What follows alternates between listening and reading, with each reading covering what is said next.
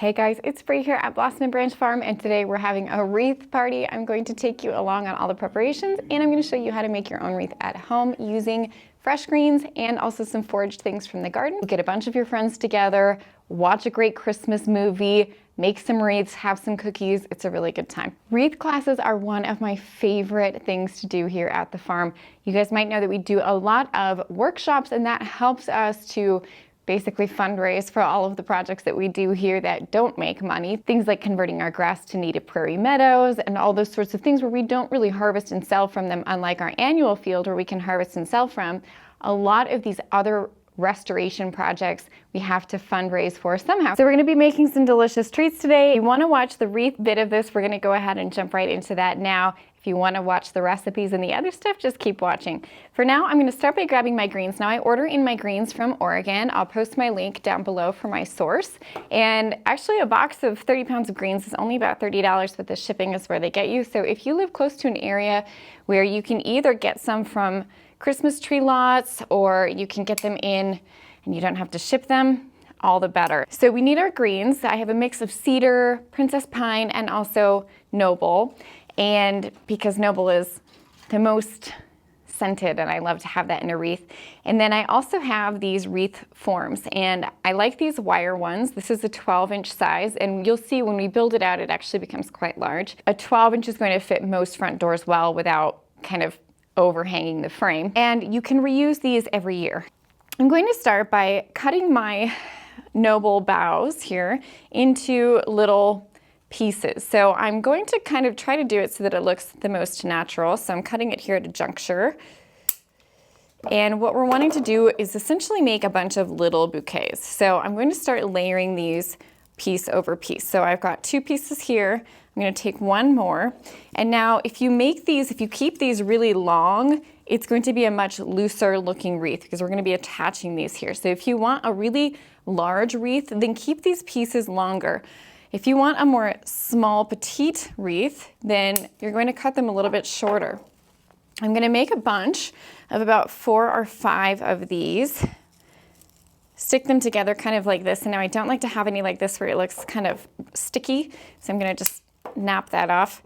And then I'm going to attach this to my wreath using my paddle wire. So paddle wire is something you can get at the craft store, and it's wire that's in one long piece. And we want that because as we wire these bouquets, these little bouquets, we are going to be wiring them onto our wreath frame, and we want one nice long piece.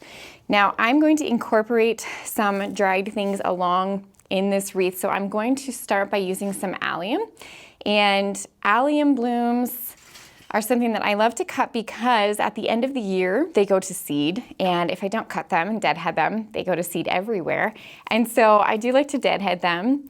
And then I'm gonna use them because they kind of look like little stars. I'm just gonna pop them into my wreath. Some other things that we'll be using in our wreath classes are things like northern sea oats, early everlasting. We have some dried sedum over there. So I'm kind of going with an orangey, reddish, moody reds tone this year. Now I'm taking my wire and I'm really tightly going around just the base of these greens. You only have to go around 2 or 3 times. And then I'm going to wire it onto my frame. So now I've got my frame here. I'm going to go ahead and put this onto the front side here.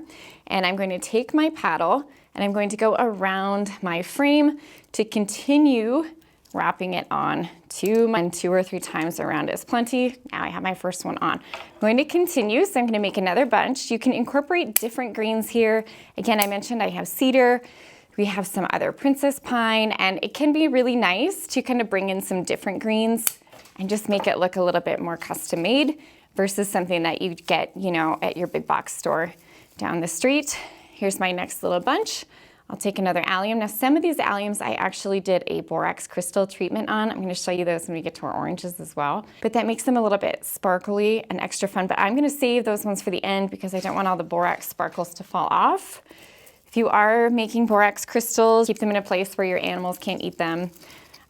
Kids really know when you should be eating borax, but it doesn't taste good. It tastes salty and detergent-y, so I can't imagine why anyone would want to eat a lot of borax, but it can be toxic if you eat a lot of it, so please don't put it anywhere where something might eat it. All right, so I've got my second little bunch made, and then I'm going to continue wrapping that on. So You can see I'm just overlapping, then I'm going to continue going around my frame. If it's too hard for you to keep your paddle wire all in one piece as you're doing this, you can separate it out and just do all your bunches at once and then wire them on. I've started to attach some oranges, and oranges are one of my favorite things to put onto winter wreaths. It works the best if you're in a cold zone. If you're somewhere that is warmer, you might not want to do this because there is a chance that they will rot. So if you're somewhere where it freezes, you should be okay to put oranges on the front of your wreath. And I'm just going to pierce my orange. So I'm going to go straight through. So now I've got my orange hanging on my wire, and then I'm just going to wire this around my wreath. I'm going to put some other little oranges on this wreath as well, but the next ones I'm going to put on are actually dried oranges. So if you've never dried oranges, it's very easy. If you have a food dehydrator, all the better. If you don't, like I don't, you can just use an oven set to its lowest temperature. So 150 if you can. If it just doesn't go that low, then go to 175. Slice them as thinly as you can. And the real trick is to take a kitchen rag and dry it off as well as you can. So dab on those orange slices, try to get as much moisture out as possible. Some people like to salt them before they put them into the oven, which also helps draw out a little bit of moisture. You could do that as well. You'd want to oven dry them for about 4 hours. They don't have to be fully dry when you take them out of the oven. A lot of people think they have to be fully dry and they let them go too long and then they start to get discolored. They really don't have to be fully dry. It's okay if you take them out and let them dry in the sun the rest of the way. It also helps make them a little bit more pliable, which can be helpful when you're putting them on a wreath. So I've made a whole big batch of a bunch of different citrus. Actually, it's not just oranges. I've also got grapefruit and lime. So see how fun, just that little pop of orange. All right, let's grab a few slices and we'll attach those onto. And I'm just gonna put these on to kind of pull a little bit more of that orange color in. I always love doing these kind of old-fashioned Christmas things, and oranges as decoration goes way back actually to even pagan rituals, but also is reflected in the stories of St. Nicholas, who would bring gold coins and put those gold coins in people's stockings because St. Nicholas was known as a very generous saint. And so these gold slices that people used to decorate with were said to replicate those gold coins. They do look a little bit goldish. Here's a lime, put that on there as well. And I'm just going right through that kind of pithy part, which is why it's actually best if it's not fully dried. Again, if it's just a little bit dried.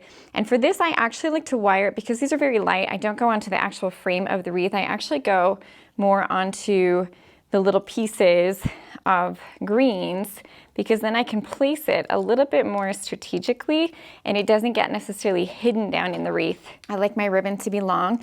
This is a velvet ribbon, and I usually prefer, again, to have a nice long one, and then I can tie it in a nice long loose floppy bow. And then I actually like to wire my bow on. So instead of tying the bow around the wreath, I actually like to wire it on because then I can really place it exactly where I want it. It doesn't get hidden in the green. So I'm just going to put one more piece of wire around my piece of ribbon. Just wire that, and then I'll attach it to my wreath. I'm gonna set up the barn with all of our materials and get it all ready to go so that when my friends get here, we are ready to start doing some wreaths. And then I'm gonna pop into the house. We're gonna make our pine cone brownies to eat while we're decorating. I do like to put all the greens out on the table so that they are ready for people to go ahead and grab and start. I think our barn is all ready for our party. It's been really, really warm this year. I got my pathway redone here in front of my greenhouse. So that's the next video coming up too, is getting our greenhouse all set up and ready to go. I do like to do that before it gets too cold because trying to set up the greenhouse when it's freezing is not fun. Let's head inside. We're gonna make our pine cone brownies. These are super fun and they go right along with our winter wreath theme. I'm back up here at the house and I am making my little pine cone brownies. They are so cute and they're actually really easy. So all I did is I baked up a pan of brownies, and you can really use whatever brownie mix you like. I used a gluten-free one because I have celiac and I know a lot of my class attendees have gluten allergies, and so that's what I've used. Now all I've done is I'm scooping the brownie mix up into little balls, and You can use a large spoon for this to kind of gauge the size. And what you want is a pretty decent spoonful. And then I'm just going to gently shape that into a little mound to mimic a little pine cone shape. A little bit of an oval here. You want to try to avoid any of that crusty bit of the brownie, so I've actually just cut that off and I've set that aside for my kids to eat. You could make these larger if you want, but I find for wreath classes it's best to have something that's bite-sized because hands are typically sappy. Now I'm taking some slivered almonds and I am popping those slivered almonds in at an angle, starting from the top of my little brownie chunk, working my way down. I'm trying to pick the almond slices that are mostly intact and whole here, but it's okay if you use some broken pieces too. Just kind of worked my way down and around. You can see I kind of have my little pine cone shape here. Now it's not perfect and that's okay. We are gonna dust it with a little powdered sugar snow so that'll disguise any imperfections. Wiggle it down and then that way it stays upright. All right, guys, it's time for our workshop. We're gonna go ahead and get started. I hope you liked this video. If you did, remember to like, subscribe for more, and we'll see you guys around here next time when we're getting our greenhouse ready for spring growing.